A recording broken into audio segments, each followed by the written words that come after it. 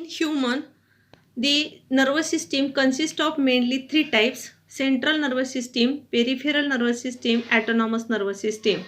But the ependymal cells, oligodendrocytes, astrocytes, microglia, these four types of the neuroglial cells which are found in the central nervous system, and the Schwann cells and the satellite cells which are found in the peripheral nervous system, and the central nervous system, peripheral nervous system which shows the neurons, and additional the supporting neuroglial cells are present, and the function of these cells are as follows. This is first type called as the oligodendrocytes, and the myelin sheath is also called as the medullated sheath, and this medullated sheath which is the insulating sheath which is made up of the protein and the fatty substances, and the main use of the medullated sheath is it allows the quick transmission of electrical impulses. And these oligodendrocytes, these are few branched cells and which forms the myelin sheath around the central axons found in the CNS. This is the center. Second type of the neuroglial cells are called as the microglial cells, or these are also called as the brain macrophages. And these microglial cells which are synthesized from the monocytes, and these monocytes which acts as the macrophages, and these microglial cells which are small in size and few branched, and these microglial cells which are travels towards the site of the injury, dead neurons and the cell debris in the central nervous system. They produces the mediated immune response. याचा अर्थ की मायक्रोगियल cells ज्या असतात त्या monocytes पासून तयार झालेल्या असतात. आपल्याला माहिती आहे WBCचा हा एक टाईप आहे, त्याला मोनोसाइट्स आपण म्हणतो, म्हणजे ज्या मॅक्रोफॅजेस म्हणून काम करत असतात. म्हणजे आपल्या सेंट्रल नर्वस सिस्टीममध्ये ज्या इंजुरीज असतात त्या कव्हर करण्यासाठी त्याचा उपयोग होत असतो, आणि म्हणून त्याला मेडिएटेड इम्यून सिस्टीम म्हणतात. Third type of the neuroglial cells are called as the astrocytes, and these astrocytes which are star shaped and mostly abundant in the central nervous system. They plays important role in the brain for the secretion and the absorption of the neurotransmitter and maintenance of the blood brain barrier. This blood brain barrier is also called as the BBB and regulates the transmission of the electrical impulses with the brain.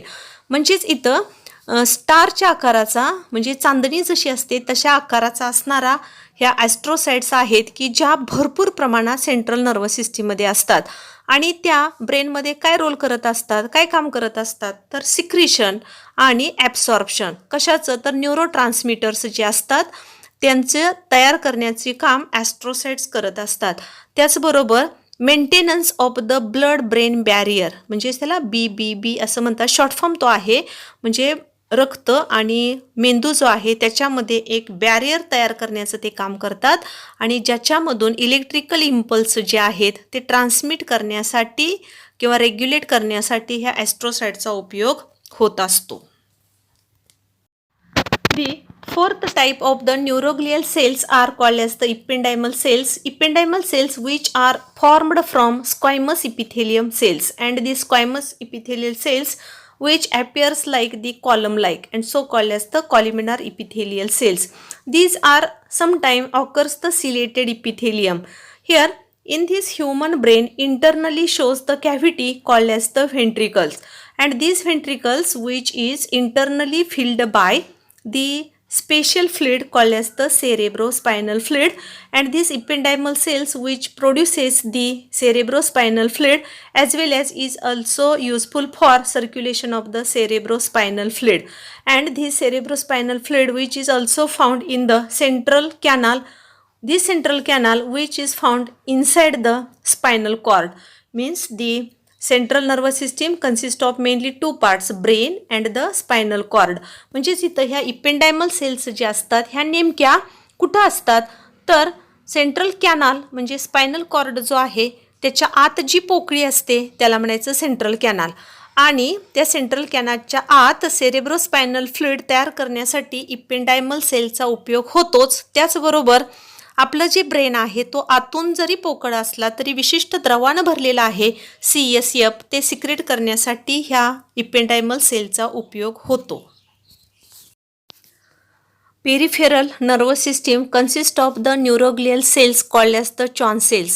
Here Schwann cells which are abundant means the very large amount of present in the peripheral nervous system and they produces the myelin sheath around the medullated nerve fibers in the peripheral nervous system. याचा अर्थ असा की peripheral nerve system जे आहे त्याच्यामध्ये असणाऱ्या ज्या medullated nerve fibres जे असतात त्या मेडुलेटेड नर्व फायबरच्या सभोवताली मायलिन शीथ म्हणजे मेडुलेटेड शीथ तयार करण्यासाठी ह्या च्वान सेलचा उपयोग होतो आणि त्यामुळं ह्या पेरिफेरल नर्व सिस्टीममध्ये खूप मोठ्या प्रमाणावर असणाऱ्या ह्या च्वान सेल्स आहेत की ज्या इम्पल्स ट्रान्समिट करण्यासाठी उपयोगी पडतात. Peripheral nervous system which consists of the neuroglial cell called as the satellite cell, and this second type of the satellite cell which gives support the function of the neurons म्हणजेच neuron जे असतात त्या न्यूरॉनला आधार देण्याचं काम ह्या satellite cells करत असतात.